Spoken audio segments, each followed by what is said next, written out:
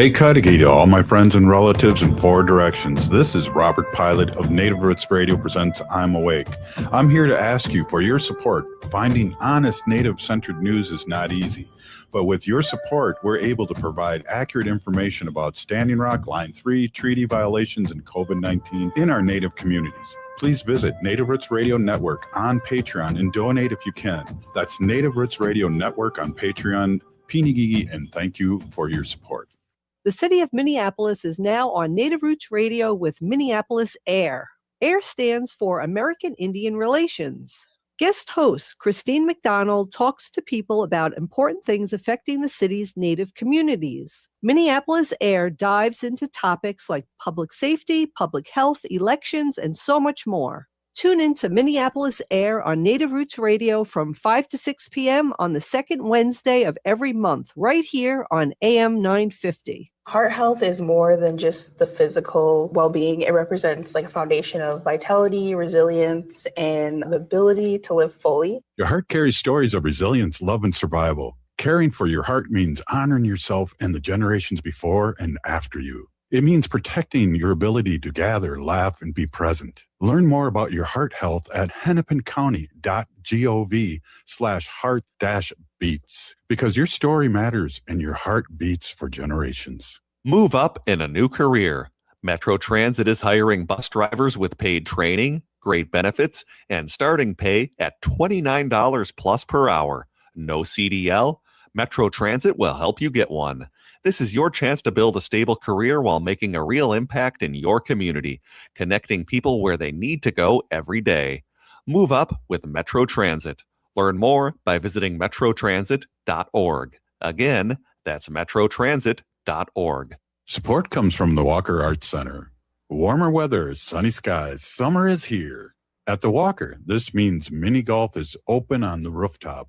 Artist-led activations return to the hillside, and the cinema has a series of curated films. It's the perfect time to visit. Gallery admissions are free every Thursday night and free every day for members and citizens of tribal nations. Learn more at walkerart.org/summer. With your AM 950 weather, I'm Patrick Lilia. Tonight, clear with a low of 61. Thursday, sunshine with a high of 86. Then Thursday night, clear with a low of 62. Celebrate the arrival of summer with a fantastic meal from an Eat Local Minnesota restaurant. They're perfect for a date night, a night out with friends or family, or any other occasion. Check out the list of Eat Local Minnesota restaurants at eatlocalminnesota.com. Portions of Native Roots Radio may be pre-recorded. It's a good day to be Indigenous. Get up, stand up. They are going to become more brutal. Couldn't cut, hitting cut again. Because all the hippies were trying to be Indians anyway. They're going to become more repressive because it's a matter of dollars and their illusionary concepts of power. Hey, Victor. We must live in balance with the earth. And also with recent happenings at Wounded Knee. I am awake. Welcome to Native Roots Radio presents I'm Awake, and I'm your host, Wakanja Hade. Hey, Cudahy to all my friends and relatives in four directions. You are listening to Native Roots Radio presents I'm Awake, and I'm your host, Robert Pilot. Hey, we discuss local, national, Native news and events, and as you know, Native issues are human issues, and human issues are Native issues. Hey, we got a jam-packed show here. I just want to mention a couple things before we bring on our guest, and just to remind everyone that Wakan Teepee's grand opening is going to be May 29th at 11 p.m. down there, and it's I'll be emceeing that, and it's a beautiful, beautiful thing. Opening, a lot of politicians, a lot of ribbon cutting, and food and things like that. So it's 11 a.m. on Friday. And also, I just want to remind everyone for Thursday, May 28th from 5 to 9 at the Minneapolis Institute of Art, there'll be some things happening. We have our friend, our artist, Willard Melbear will be out there. And also there'll be interactive games sharing with Ojibwe language and culture with Nashki Native games. Let me tell you, people love Nashki Native games. We had it at our store at the State Fair, and we sold out like 3 times. So show up. It's a free event. I'll be there lurking around saying hello to people. but really excited about that. And just a quick thing on some news today. Angie Craig is going to skip the DFL convention, and as you all know, I'm a delegate in the DFL, and I'll be going down there. And she saw that that was not the way to go for her. I think the delegates were 3-1 against her, and so she's going to be running as a person that's not nominated through the DFL. So that's just a little news right now, but I want to bring on our guest right now, and I'm really excited to talk to this person. I'd really love, Gwen, if you could introduce yourselves to our listening audience all over Turtle Island here on Native Roots Radio. Geno, Robert. My name is Menegwajikwe. That means butterfly woman in Anishinaabe. Even though I am a member of the Cayuga Nation of New York Heron Clan, I was given a name by Sylvia Cloud at the Bad River Indian community many, many years ago. And I'm very, very proud of that name, proud of my tribe. I've been working in tribal affairs for over 3 decades. I'm not going to say exactly how many, but I've been doing this a long time. I started working in Chicago, which is where I was born, at Cook County Hospital, like a lot of good urban Indians. Started working in Chicago, went to Washington, worked at the White House in the Clinton administration. Then went to the Democratic National Committee, where I realize that's kind of a dirty word at the moment. But I was the first Native American political director ever. And so I did a lot of deep diving into democratic politics in general. I worked a lot with all the tribes across the country. I started Native caucuses, one of which was in Wisconsin. And then I moved to Arizona. I was the first Native woman to be the director of the Arizona Dems, got another education in state party politics. And so I've had a lot of experience working with tribes on a government-to-government relationship. Also, urban Indian communities. I started the Urban Indian Policy Coalition in 1990-something, which is now the Urban Indian Family Coalition, which is great. So in 2001, I moved to Wisconsin, and I started working at the Department of Commerce. And then from there, I talked my way into a job at the Wisconsin Department of Transportation, because they didn't have a tribal liaison and they'd never had one. And if you understand tribal law, understand law, period. If you take $1 of federal money, you have to do consultation with tribes. And so I used that as leverage to start the Office of Tribal Affairs in Wisconsin, which put me, right in the middle of intergovernmental affairs with all of the tribes in Wisconsin, the governor's office, the Secretary of Transportation. We started the Office of Tribal Affairs. My first project was the Tribal Historic Preservation Project, where I got all the TIPOs from the tribes together in a room and said, "Hi, I'm from the government. I'm here to help you. What do you hate the most about DOT?" I literally asked them that question, and they told me. And I said, "Okay, that's where we're going to start." So we actually met for a couple of years on the DOT dime in consultation, and they created the policies that are now a permanent part of DOT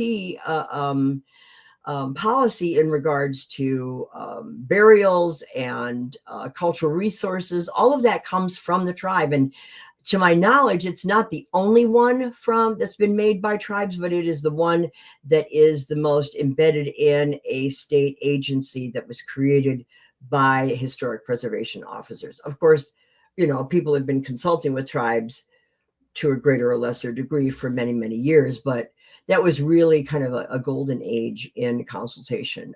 We did the partnership agreement, which was the rules of engagement, which we can get into some of that in our conversation in a few minutes. But so I worked on the US 41 project. We built the largest Native American designed, engineered, and built project in the United States. It's now called the Weawash Heritage trail. It was the Lake Butamore Causeway in the US 41 speak and DOT speak, because it went right through the Oneida Reservation. So they had me come on and do all of the consultation, but I did the governor's oversight committee and all sorts of things like that. And then I ran a PTAC, they now call Apex Accelerators. But through all of this that I have been fortunate enough to be able to do, I have worked in, politics, get out the vote. I designed the first tribal political training ever when I was at the DNC. So, tribal sovereignty, political organizing, native vote, trying to make sure that, that Congress, state legislatures, elected officials, at the Wisconsin Democratic Party, we used to have candidates come to our native caucus.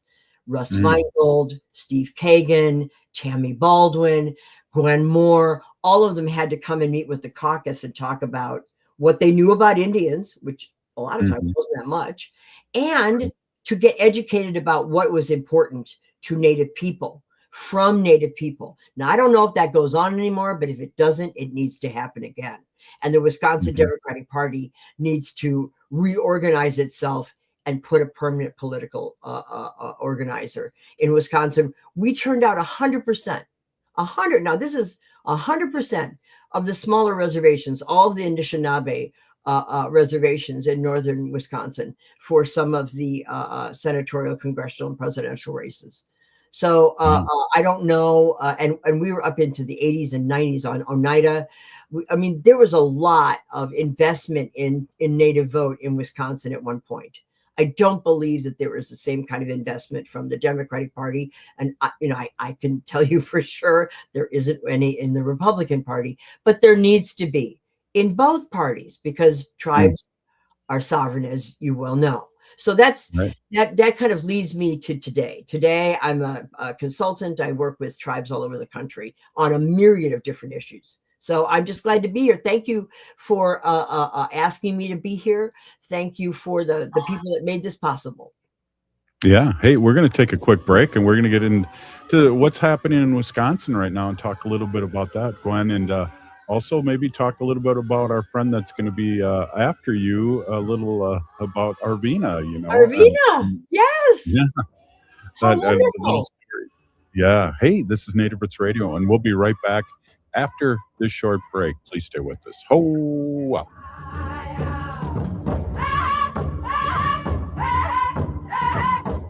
Culture prevents so many negative things from happening to us as individuals and as communities.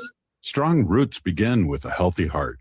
For Indigenous women, heart health is part of caring for community, culture, and future generations. Even small steps can help protect what matters most. Discover ways to support your heart at hennepincounty.gov/hearts-beats, because your heart beats for generations.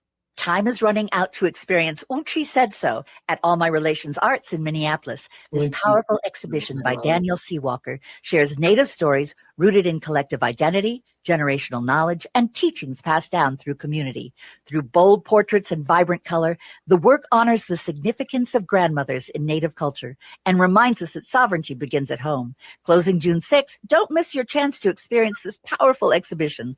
Plan your visit today at allmyrelationsarts.org. Support comes from the Walker Arts Center. Visit during free Thursday nights. Every week from 5 to 9 p.m., there's something new to explore. Enjoy date-friendly events like artist talks, performances, and exhibition openings, or explore art-making open library hours and exhibition tours. Settle into your weekend among community. Free every Thursday night and free every day for citizens and members of tribal nations. Learn more at walkerart.org. The city of Minneapolis is now on Native Roots Radio with Minneapolis AIR. AIR stands for American Indian Relations. Guest host Christine McDonald talks to people about important things affecting the city's Native communities. Minneapolis AIR dives into topics like public safety, public health, elections, and so much more. Tune in to Minneapolis AIR on Native Roots Radio from 5 to 6 p.m. on the second Wednesday of every month, right here on AM 950. I'm Lieutenant Governor Peggy Flanagan, and I want to be your next United States Senator, and you are listening to Native Roots Radio. Welcome back to Native Roots Radio presents I'm Awake, and this is Robert Pilot. Hey, welcome back, everyone. We are with a powerhouse here, Gwen. Gwen, what a heck of a resume! And I just want to say too, exhausting. Gigi, thank you so much for what you done for Indian country over the years, and very impressive. And I'm really, really grateful to have you on the show today. Thank you very much for having me. Nyahweh for having me here. It was nice to hear Peggy Flanagan's voice. I knew her when she was working for Paul Wellstone back in the day. Yeah. I mean, I go way back with a lot of people, and a lot of working with Congress, a lot of working with the Natural Resources Committee, the Senate Indian Affairs Committee, back before a lot of the things that tribes have hard fought for that are being challenged right now. Yeah, absolutely. Speaking of which, there's things always happening, and we're based out of the Twin Cities here, but no. our heart is in Wisconsin because I'm Ho-Chunk, and we know what that means. But things are happening in Wisconsin. Let's talk a little bit, good and bad is happening, and just get a report what's going on there. Well, first of all, I have to do a disclaimer here that I'm not a Lac du Flambeau tribal member, and I do not speak for the tribal council. So this is my personal opinion as a subject matter expert in sovereignty.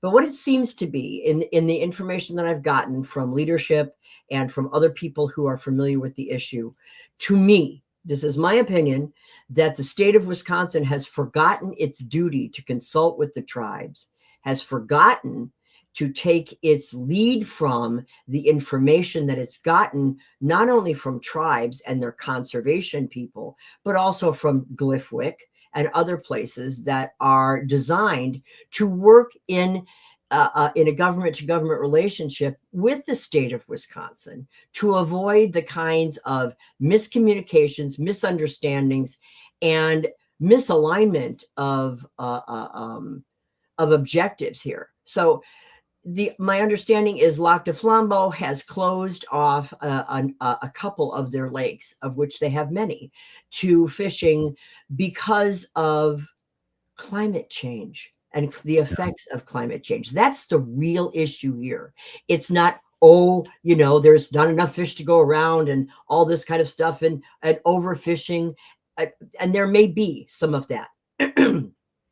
But the real issue that people are not paying attention to, the fight is happening on the surface, but the real core issue is climate change. And the fact that the tribe, that the tribe does have its finger on the pulse of the waters and the fish that it is responsible for, because we have always had a deep relational experience, a relationship with our relatives, whether they have fins or they swim, they walk, or whatever, or fly. We know the fish have told us. The fish have told us that there is something. The waters are changing. The temperatures are changing. The pH balance is changing. All the balances are changing. Now, the other thing that I do know from working in Wisconsin, I used to go to the fisheries up in Lac du Flambeau and in other tribes. St. Croix is another one, I believe, that had a fishery. The tribes never, ever got the funding and the support and the technical assistance that they deserved to actually have a viable, successful fish farming business or resource. So what I think is happening here is a lack of understanding about how to do consultation, a lack of representation on the part of the governor's office. There is no tribal liaison. I get it that the Great Lakes Intertribal Council is there, GLTC is there, but there has to be somebody at the level that's nonpartisan, that is at the level in the governor's office, that will be there no matter who's governor, that will work with the governor, work with the tribes, work with the legislature to avoid the kind of situations that are happening right now. This is an elective controversy. The tribes are saying there's climate change. The tribes are saying, we are trying to do what is responsible to the waters, to the land, and to the people of Wisconsin. If the tribes are telling you there's a problem, believe them. Right. Exactly. And that's just an amazing thing too, because I always feel like, for instance, we have here in Minnesota, Red Lake is reclaiming the tip of their lake. And I don't know if you saw that controversy, but I even had friends reach out to me and go, "Oh no, they're going to take away our land." And it's like, no, they're not going to do what you would do to Right, us. They dude. are going to be No. reasonable about Correct. this. The whole thing is that the times that we are living in now. Look, times have never been great for Indians and indigenous people for 600 years, since everybody came over here and decided, oh, I think we'll stay here, and oh, there's people here, too bad. So I mean that's the fundamental conflict right there.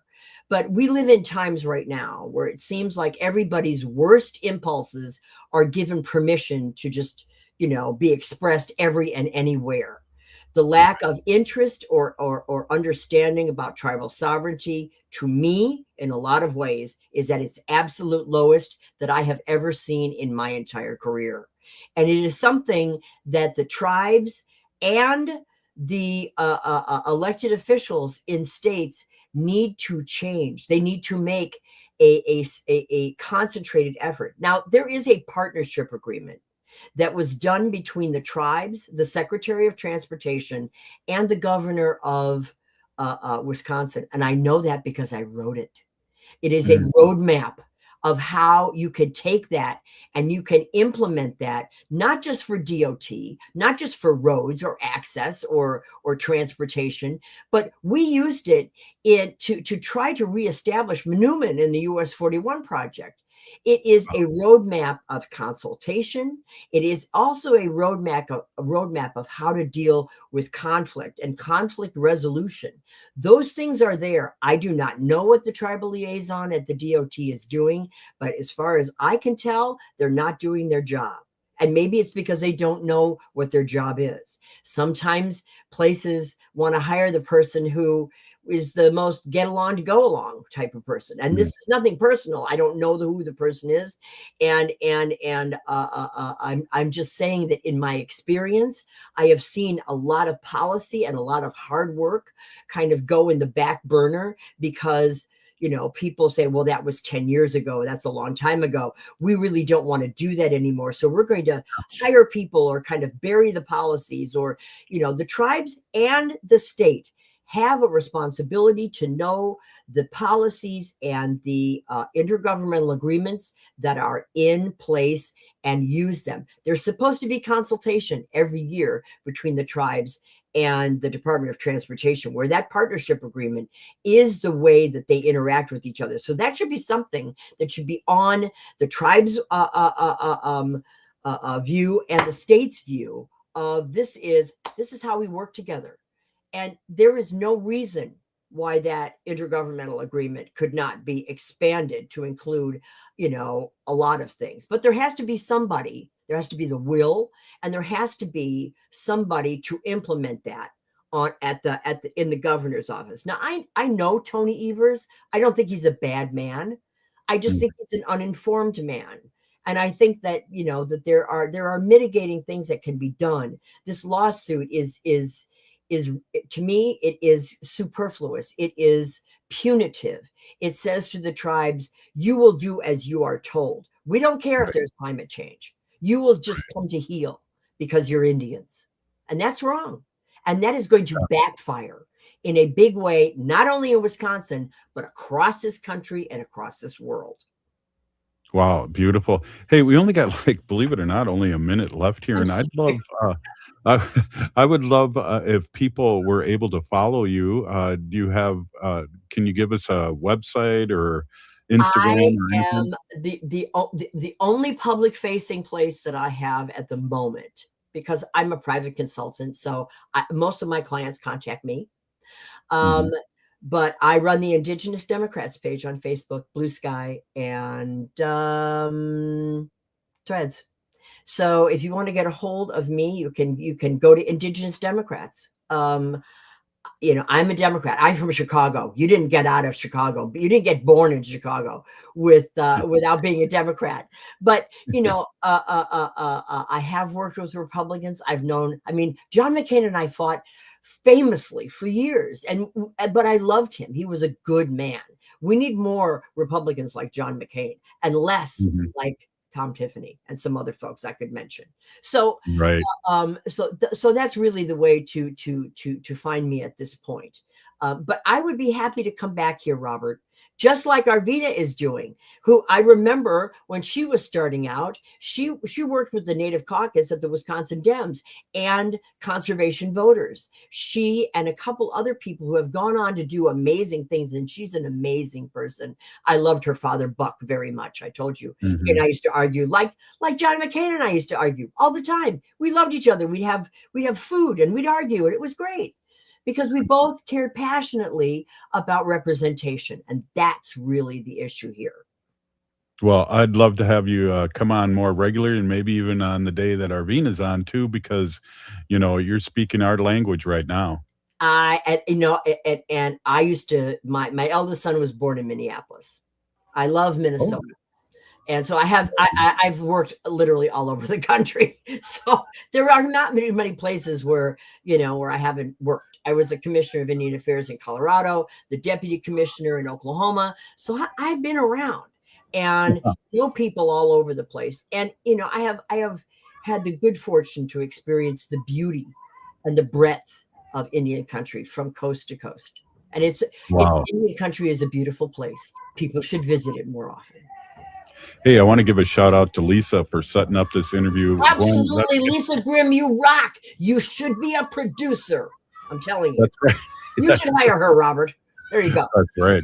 Hey, Native Roots Radio, thank you much, Gwen. Up next, Arvina Martin, our political analyst here. This is Native Roots Radio. Programming is supported in part by Health Partners. If you're age 65 plus and qualify for medical assistance, you may also qualify for Health Partners Minnesota Senior Health Options. This all-in-one plan bundles Medicare, medical assistance, prescription drug coverage, and dental coverage into one simple $0 premium plan that also includes $0 medical copays. In addition to saving money, you can get lots of extra benefits and perks, like a dedicated care coordinator, up to $400 each year in rewards for preventative screenings, transportation, a fitness club membership, and more. This can help you live safely and healthy and independently. If you're a senior on a budget, transportation assistance can be huge. Plus, who couldn't use an extra $400 these days? Eligibility information is available at healthpartners.com/oneplan. Health Partners is a health plan that contracts with both Medicare and the Minnesota Medical Assistance Medicaid program to provide benefits of both programs to enrollees. Enrollment in Health Partners depends on contract renewal. The city of Minneapolis is now on Native Roots Radio with Minneapolis AIR. AIR stands for American Indian Relations. Guest host Christine McDonald talks to people about important things affecting the city's Native communities. Minneapolis AIR dives into topics like public safety, public health, elections, and so much more. Tune in to Minneapolis AIR on Native Roots Radio from 5 to 6 p.m. on the second Wednesday of every month, right here on AM 950. Support comes from the Walker Arts Center. Visit during free Thursday nights. Every week from 5 to 9 p.m., there's something new to explore. Enjoy date-friendly events like artist talks, performances, and exhibition openings, or explore art-making open library hours and exhibition tours. Settle into your weekend among community. Free every Thursday night and free every day for citizens and members of tribal nations. Learn more at walkerart.org. Hey, it's Robert Pilot from Native Roots Radio. For a meal that feeds your soul and health, check out Gatherings Cafe. Located in the renovative Minneapolis American Indian Center, Executive Chef Vernon Defoe and team serve up incredible indigenous flavors. Gatherings Cafe has amazing bison tacos featuring lean protein from native wise, corn tortillas, and homemade sides. It's fresh, local food rooted in ancestral knowledge. Stop by for breakfast or lunch. That's Gatherings Cafe, where tradition meets innovation. Move up in a new career. Metro Transit is hiring bus drivers with paid training, great benefits, and starting pay at $29 plus per hour. No CDL? Metro Transit will help you get one. This is your chance to build a stable career while making a real impact in your community, connecting people where they need to go every day. Move up with Metro Transit.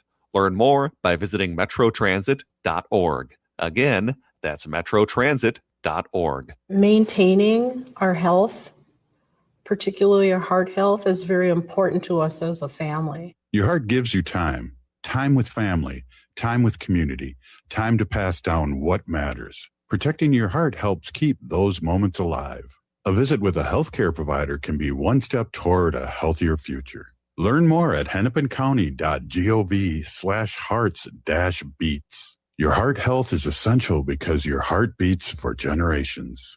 With your AM 950 weather, I'm Patrick Lilia. Tonight, clear with a low of 61. Thursday, sunshine with a high of 86. Then Thursday night, clear with a low of 62. There are only a couple weeks left to step into the magic of the Wizard of Oz, a children's theater company running through June 14th. Featuring the beloved songs from the classic film, breathtaking stage magic, and a real-life Toto. Get your tickets at childrenstheater.org. You're listening to AM 950, the progressive voice of Minnesota.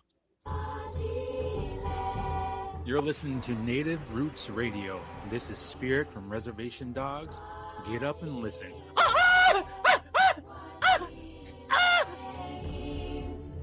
Welcome back to Native Roots Radio presents I'm Awake, and this is Robert Pilot. Hey, welcome back, everyone. This is Robert Pilot, and this is Native Roots Radio, and we are with our friend Arvina Martin, our political consultant and advisor here on Native Roots Radio, and a Ho-Chunk citizen, which we like to hear from. Pinigigi, Arvina, for coming on. As always, we really, really appreciate your insight, what's going on locally and nationally in Indian country.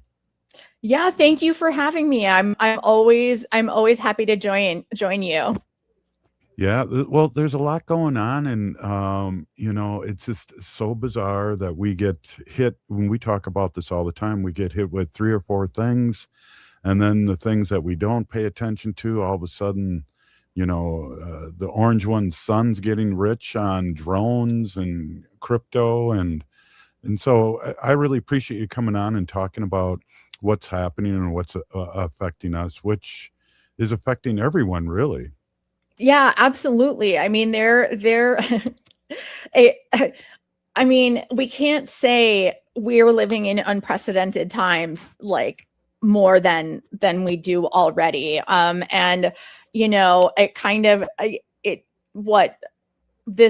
We've been dealing with this, especially the onslaught after the orange one kind of announced his intentions, and that's what was 2014 when he announced it, and we've that was like the slow ramp up rather, to where we are now, to 2016, where the race got serious, and the thing that none of us ever thought would happen happened, and since then it's just been havoc, and we did get a brief respite, 4 years of the Biden administration, and what we had hoped would be like a return to normal.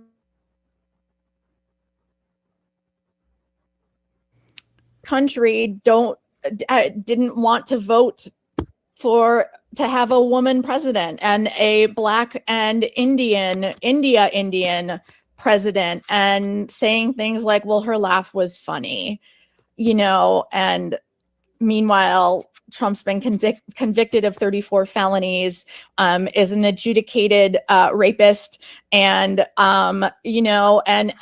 is clearly hiding what is in the Epstein files for him and his his pals that he's protecting, and because of the Epstein files, because of whatever is in there and whatever he doesn't want to be public knowledge, that's why we get all of these big drastic news stories, starting a war in Iran for no no reason that was like it wasn't they weren't an imminent threat, but this is where he went. And now, because of it, we as Americans are all facing financial hardships between, you know, the Strait of Hormuz being closed,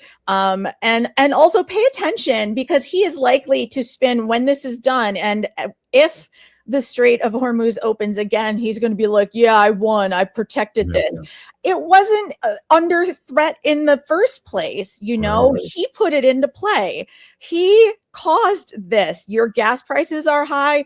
It is because of Donald J. Trump. Right.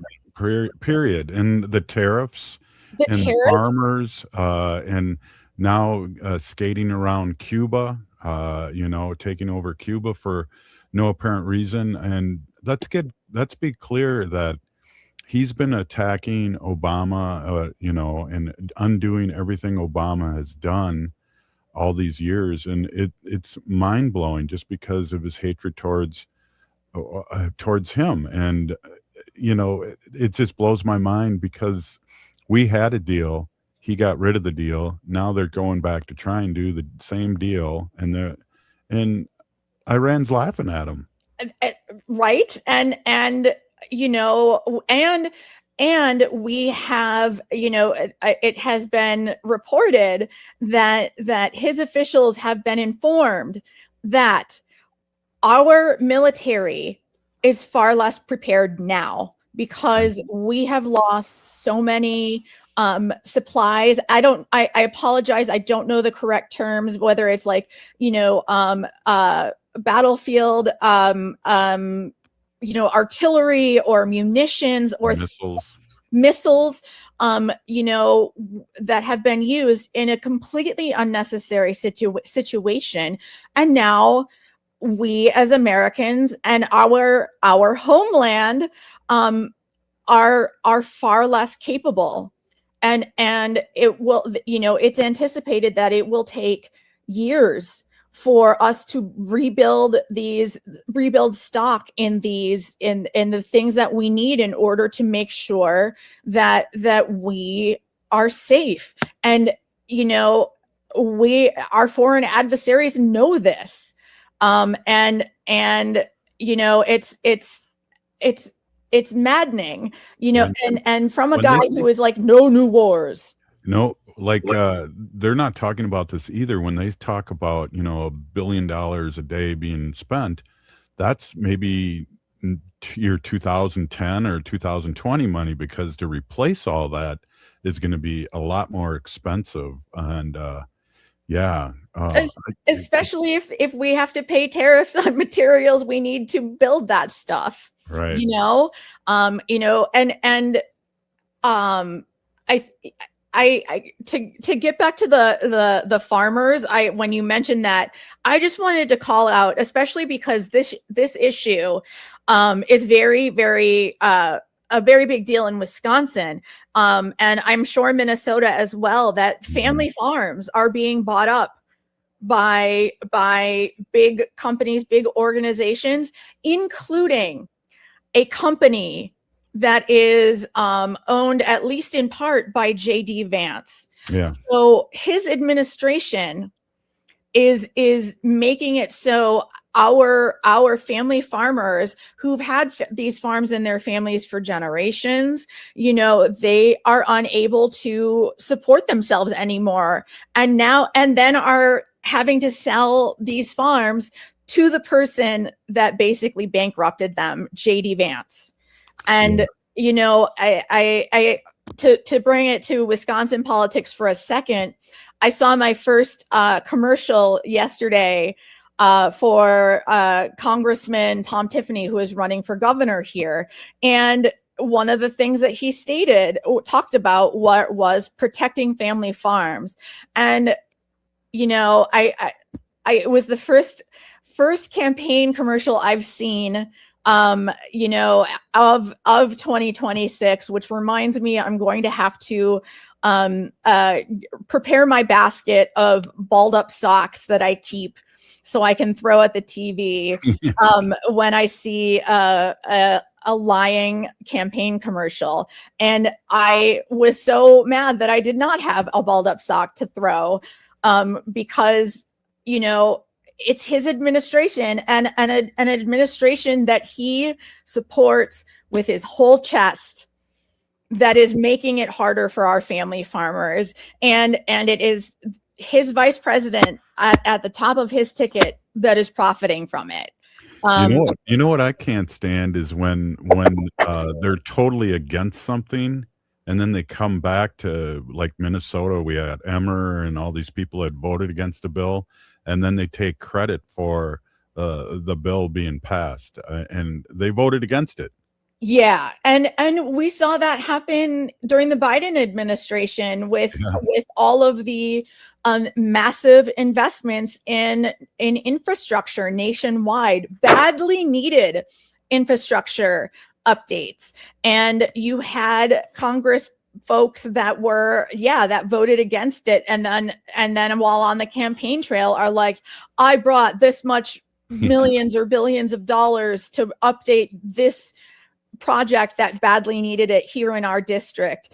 And they're lying. Like, they're on the record. It was their vote to deny that update. So, you know, we need more people in the media calling this out, this hypocrisy, when, especially as these campaign commercials and these campaign appearances start happening or start rolling in full swing. We need people calling them out in real time.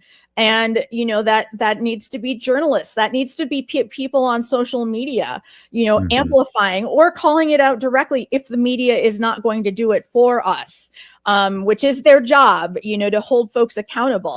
If they're not going to do it, when we see it, we need to call it out, and we need to put it out into the universe for people to share, for people to see, so that they know who they're voting for and what they're telling us in our districts, what they're telling us their constituents, versus what they're actually doing when they are on the floor taking a vote.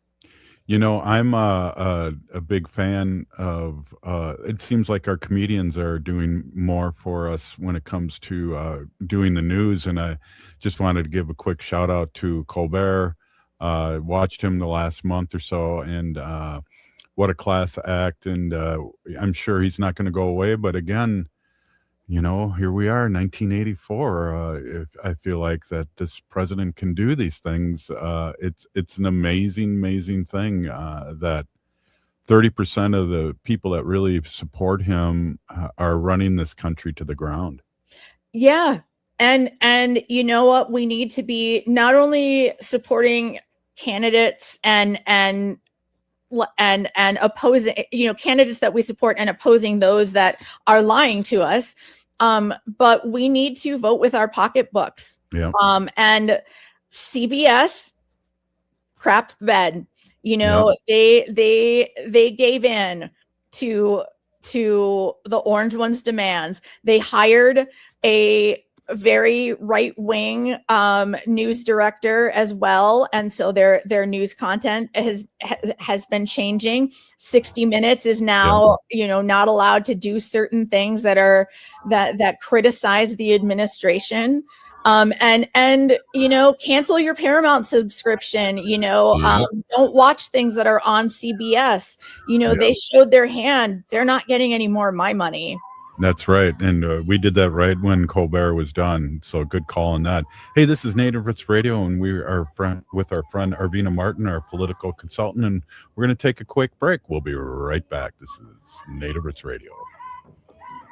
The city of Minneapolis is now on Native Roots Radio with Minneapolis AIR. AIR stands for American Indian Relations.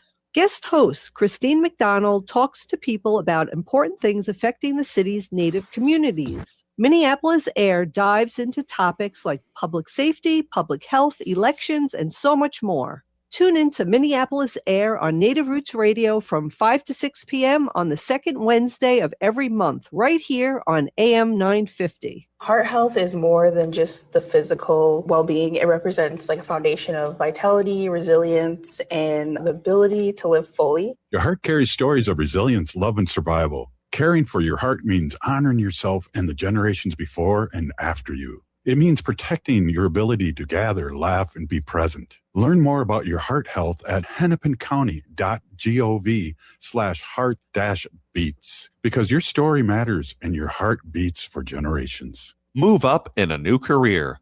Metro Transit is hiring bus drivers with paid training, great benefits, and starting pay at $29 plus per hour. No CDL? Metro Transit will help you get one. This is your chance to build a stable career while making a real impact in your community, connecting people where they need to go every day. Move up with Metro Transit. Learn more by visiting metrotransit.org. Again, that's metrotransit.org.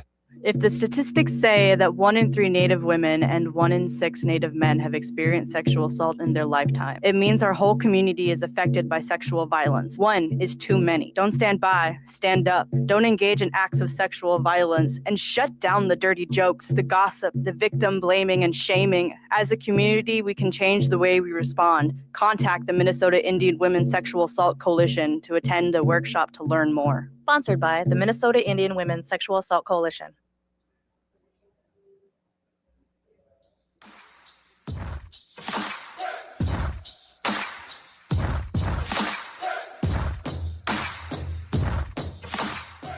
Hi, I'm Tiergan. And I'm Hadley. We're 2 of the very first listeners, and we're still listening to Native Roots Radio. Hey, welcome back, everyone. This is Native Roots Radio, and quick shout out to those guys. Our first listeners, always good to hear from that bumper. Hey, we're here with Arvina Martin, and we're talking, she's our political consultant based out of Madison, Wisconsin, one of my all-time favorite cities. I'd probably live there if I didn't live here in the Twin Cities, but I really love Madison. So good talking to you. We have a lot to cover here.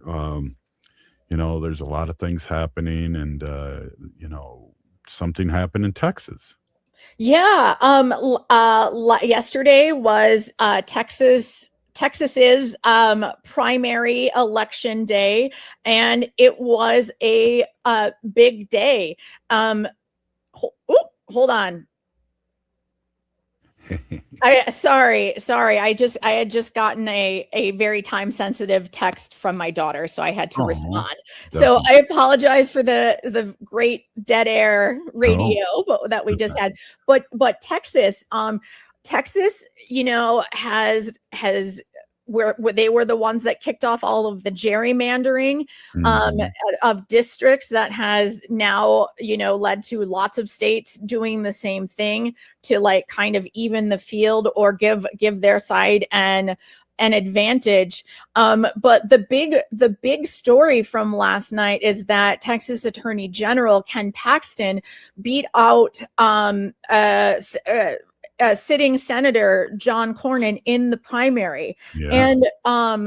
And Ken Paxton was endorsed by the Orange One, and he won by a large margin. He won with almost 64% of the vote, and more and close to 400,000 more votes than John Cornyn did. Wow. Which is crazy for an incumbent to lose, an incumbent that was not involved in any scandals or, you know, or any like major news or anything about him.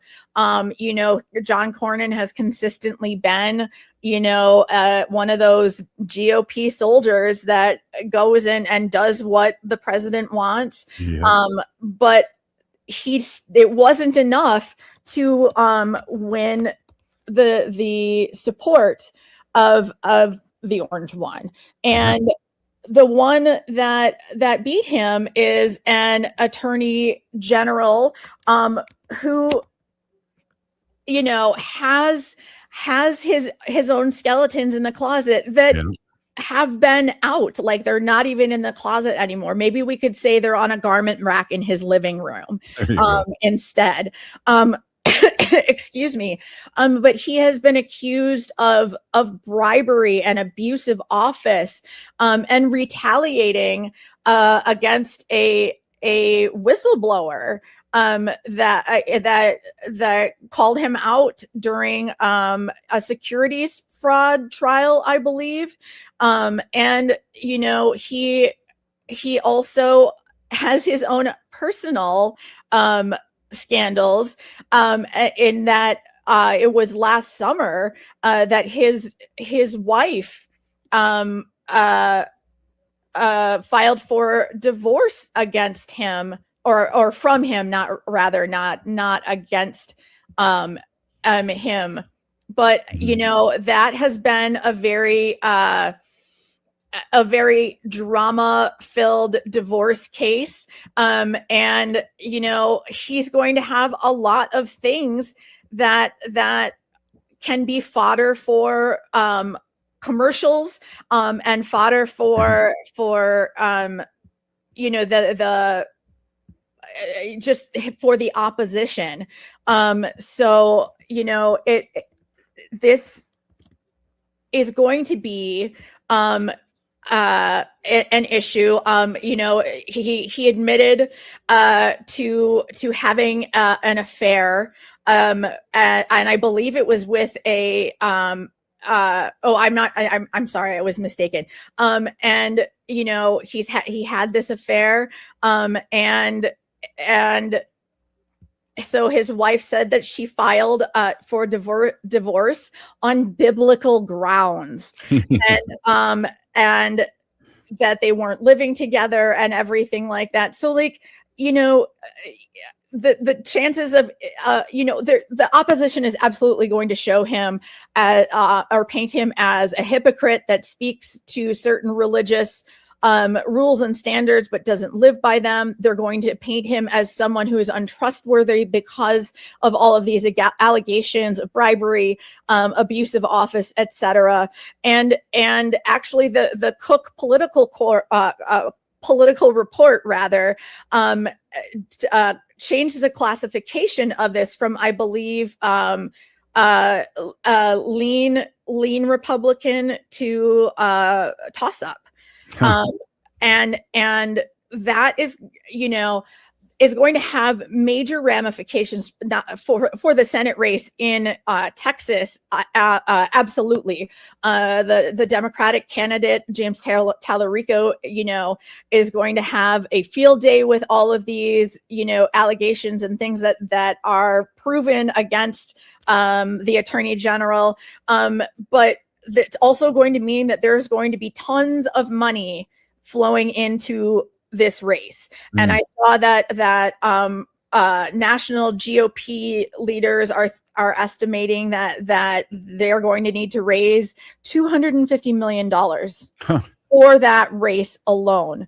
And so not only is that going to have effects on the Texas race, but it's also going to have ramifications on other races, because the more money that they have to spend in Texas, the less money they're going to be able to spend in Alaska, trying to defeat Mary Peltola, and in Maine, trying to keep their senator their Republican senator in office. So, there's the money situation is going to be a completely different ball game. I mean, I think that this Senate race is going to be the most expensive Senate race nationwide of all time. And so, there is this huge role that money is going to be playing in these races across the country. And when you have money like that flowing to your top, the top of the ticket, it makes people wonder, well, what money is going to be available for down ballot races? And that can be from Congress down to, your state legislatures. And how are they going to be able to raise money? So it is going to be, a really big year, I think, not just for money in politics, but people power in politics. And that's where we come in, especially as Native people. Here in Wisconsin, we saw that the Republicans didn't come together and didn't join with the Democrats to save our Knowles Nelson program, which is a program that protects